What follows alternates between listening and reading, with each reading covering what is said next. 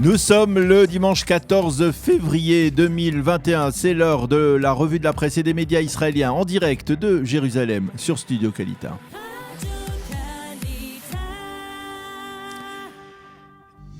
Et nous commencerons cette revue de la presse israélienne ce matin par un dossier politique que nous propose le Israël Hayom. À 40 jours des élections, le quotidien gratuit a choisi de se focaliser ce matin sur un virus qui frappe depuis plus de 2 ans la classe politique israélienne.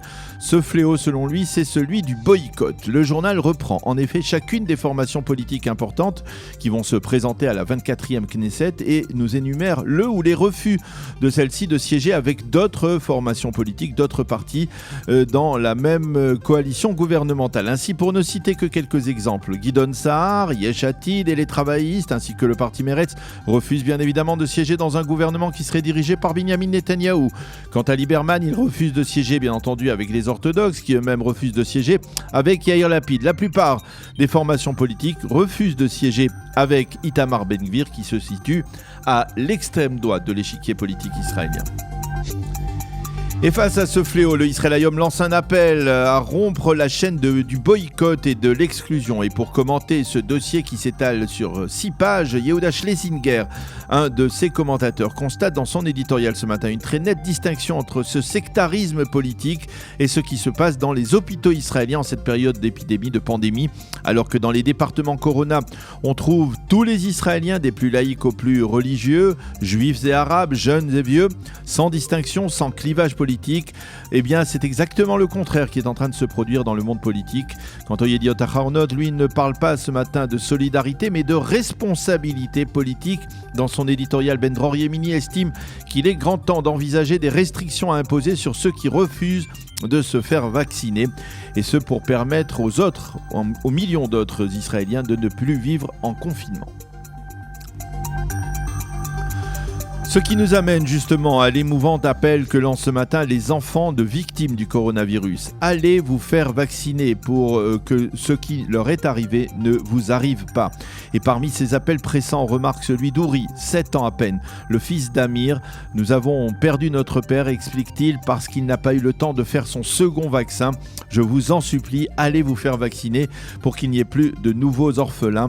Fin de citation. Et en marge, le Yediot Ahronoth nous emmène à Telmon, qui est la localité qui bat le record du monde, on peut le dire, record du monde de la vaccination. 93,1% de sa population est actuellement vaccinée à l'aide de la première dose du vaccin de Pfizer, 63% avec la seconde dose. Explication de cet engouement pour la vaccination.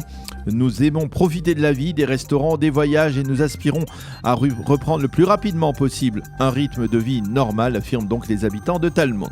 Le Israël Hayom paraît ce matin plus optimiste et mentionne en avant la baisse sensible du coefficient de contamination, y compris dans le secteur orthodoxe, où l'on constate également une nette augmentation du nombre de vaccinés.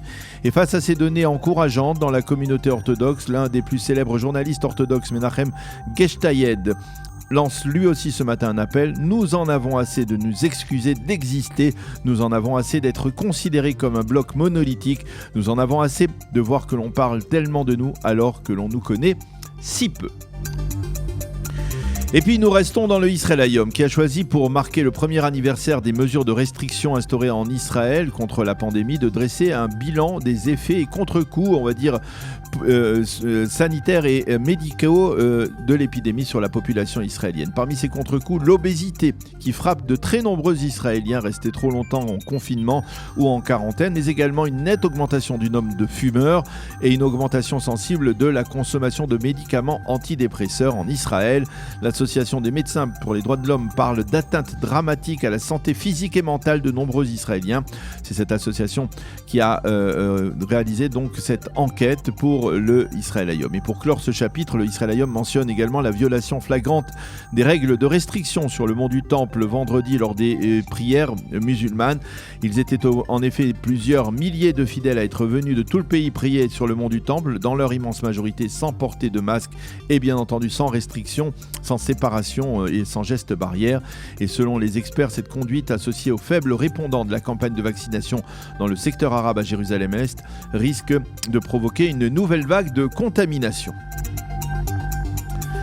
Les quotidiens israéliens se penchent sur le nouveau procureur général de la Cour pénale internationale de l'Haye. Il s'agit du Britannique Karim Khan. Le moins que l'on puisse dire, c'est qu'il ne semblait pas être particulièrement pro-israélien. Khan a été un célèbre avocat international. Parmi ses clients, le fils de Muammar Kadhafi et l'ancien vice-président du Kenya qui avait été condamné pour la mort de centaines de résidents kenyans. C'est lui donc qui déterminera si oui ou non Israël sera assis sur le banc des accusés dans cette Cour pénale internationale qui évite soigneusement de se pencher sur les violations des droits de l'homme dans des pays aussi démocratiques que la Syrie ou le Yémen. Le Haaretz et le Maariv consacrent ce matin les pages d'ouverture de leur site à l'acquittement de Donald Trump par le Sénat. Cela s'est produit en fin de soirée hier soir. Pour qu'il soit condamné, Trump devait être reconnu coupable par 2/3 des membres du Sénat, soit 67 membres, et seulement 57 ont voté en faveur de sa destitution. L'ancien président américain ne sera donc pas destitué. Il a très vite réagi. Notre mouvement historique ne fait que débuter, a-t-il dit. Quant à Joe Biden, il a déclaré: c'est un chapitre triste de notre histoire qui prouve à quel point la démocratie est fragile. Et puis nous terminerons cette revue de la presse israélienne par un éditorial du président de l'État d'Israël, Reuven Rivlin, publié ce matin en première page du Yediot Aharonot. Un éditorial qui est consacré à Théodore Herzl à l'occasion du 125e anniversaire de la publication de son livre L'État juif ou l'État des Juifs. Herzl a été l'homme qui a osé rêver et qui a eu le courage de tout faire pour concrétiser son rêve, écrit ce matin le président de l'État Reuven Rivlin. Le rêve antique et le rêve jeune d'une nation, du peuple juif. Pour Herzl, les rêves forgent la réalité et c'est grâce à lui que nous sommes ici. Donc c'est ce que l'on trouve ce matin comme éditorial dans la presse israélienne consacrée à ce 125e anniversaire de la publication de l'État des Juifs de Théodore Herzl. C'est la fin de cette revue de la presse et des médias israéliens.